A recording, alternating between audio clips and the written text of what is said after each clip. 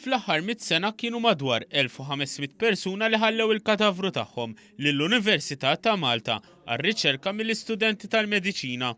Fl-aħħar 4 snin, medja ta' 30 persuna fis-sena ħallit il-katavru tagħha għal dan l-iskop. Iżda l-aktar perjodu li fih ingħataw iġsma kien fi żmien il-gwerra. L-amministrazzjoni tad-Dipartiment tal-Anatomija fl-Università inawgurat monument tal-irħam quddiem il-kappella tal-Università biex ifakkar lil dawn il-persuni li ħafna drabi il-katavru tagħhom jispiċċa ma jindifen qatt. Dan bil-konsegwenza li qrabathom ma jkunux jistgħu jpoġġu bukketti ta' fjuri jew jixelu xema fuq qabarhom. Il-kap tad-Dipartiment tal-Anatomija l-Professur Jean Kallea Ġus spjegat il-proċess li permezz tiegħu persuna tista' tħalli ġisimha lill-Università. Iridu l-ewwel ħaġa inniżluha fit-testament dil-biċċa xogħol ġifieri huma jitħallu ġisimhom għall-Università ta' Malta.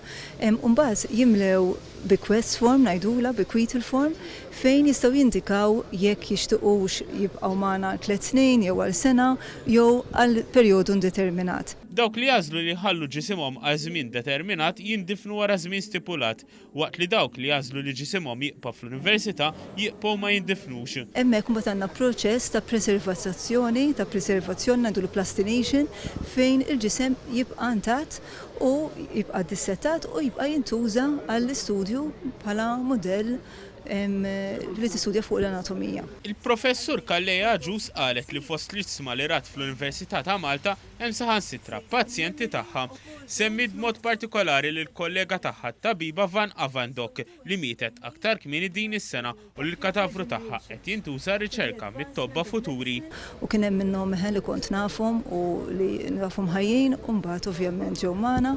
Nafu wkoll hemm nies għadhom żgħar u anke trabi, ġifieri li tkun tafhom u kull każ għandu l-istorja tiegħu. Sirta fil-familjari tagħhom.